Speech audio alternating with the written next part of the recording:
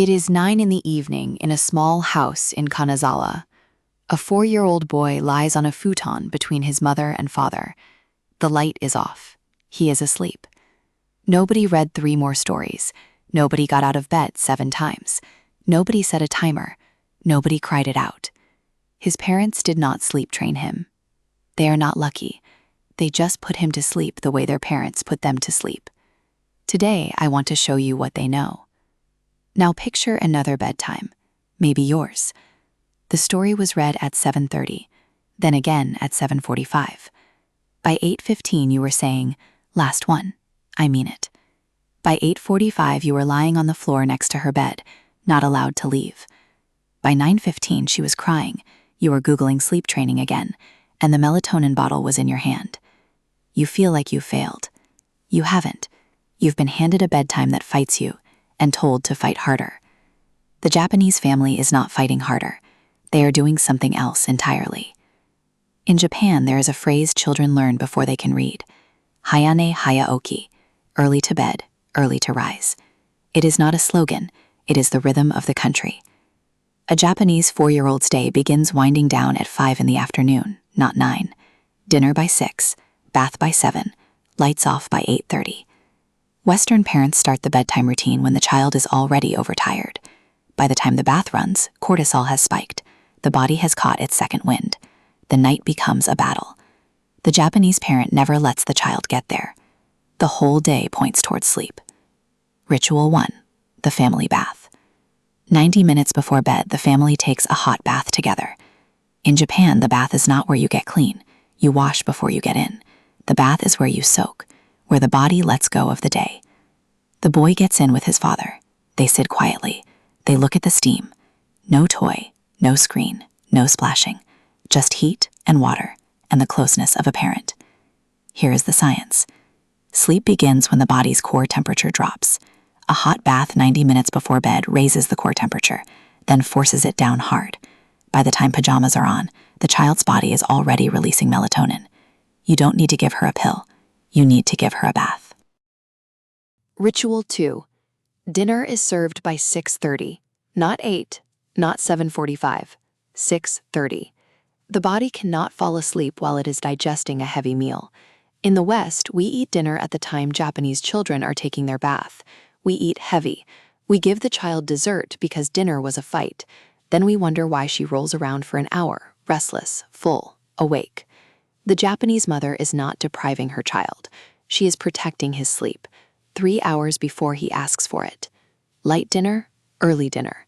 No second snack at 9 p.m. because she didn't eat. Ritual 3. In Japan, there is no crib.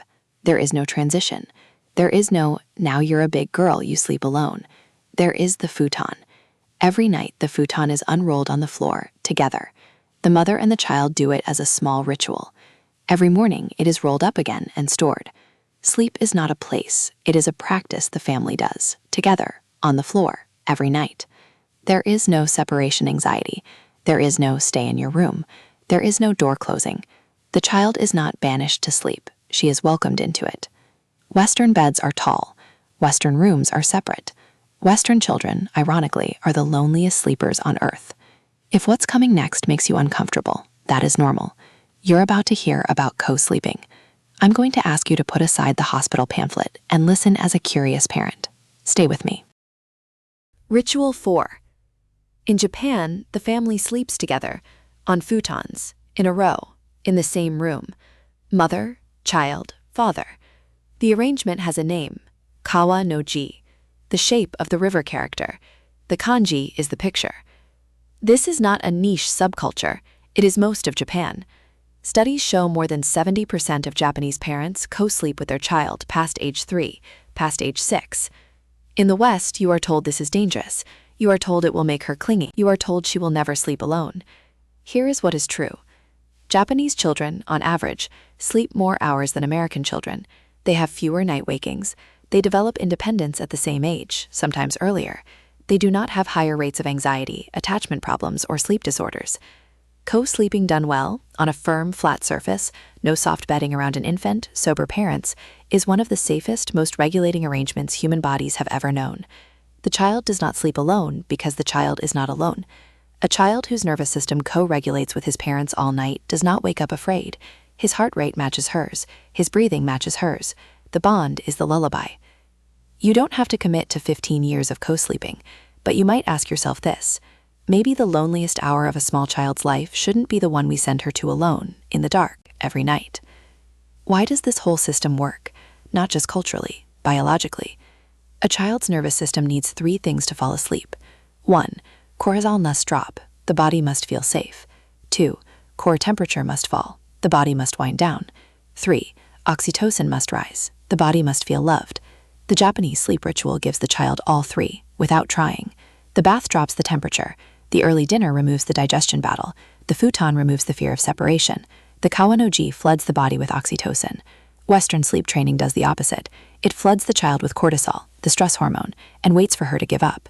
Yes, eventually most children stop crying, not because they've learned to sleep, because they've learned that nobody is coming. You don't have to teach a child to sleep. You have to make sleep safe. Here is the framework you can take home tonight. Before bedtime, start winding down at 5 p.m., not 8 p.m. Light dinner by 6:30. No sugar after. Bath at 7. Together if possible. Hot. Dim the lights everywhere. Treat the house like a temple after dark. No screens after the bath. Blue light is the enemy. During bedtime, roll out the futon together. Make it ritual. Lie down with her, even 10 minutes. 1 book, 1 quiet story, not negotiation theater. Don't say, stay in bed. Stay with her until she's asleep. If she wakes, don't leave. The bond is the lullaby. After bedtime, don't close the door. Don't put her on a sleep training app. If you want to, sleep next to her some nights. The world will not end. Trust that this is a season, not a sentence. 3 structures, repeated nightly, for months. This is how you raise a child who sleeps. If you remember nothing else, remember 3 things. 1. Sleep is not enforced, it is invited. Hayane Hayaoki. The day winds down hours before the child does. 2. The bath, not the battle. Hot water 90 minutes before bed is the most powerful sleep tool you own. 3. Sleep like a river. Kawa-no-ji. Your child will sleep best in the room with you for longer than you've been told. That is okay. You will not get this right tomorrow, but you have your child for 1 short season. You can give that season a quiet end every night. If this resonated, if you're tired of the bedtime battles, the bargaining, the melatonin you wish you didn't keep, I wrote a book for you. It's called Unplug My Child. Inside, you'll find the full before, during, after framework for sleep, for meals, for screens, for tantrums, with scripts you can use tonight, with a 30-day reset plan you can actually finish. It is not about being a perfect parent. It is about being a quiet one, the kind whose presence calms the room before any rule does. The link is in the description. I want to leave you with the image we started with. A child between his mother and father. 3 people lying close, breathing in sync, forming the shape of a small river on the floor of a small house. He will sleep through the night, not because he's been trained, because he's been held. Your home does not need to be Japanese. You just need to soften the room, feed her early, bathe her warm, lie down beside her, and trust that her body knows how to sleep when yours stops asking it to perform. That is how Japanese families raise children who sleep through the night, quietly, together, like a river.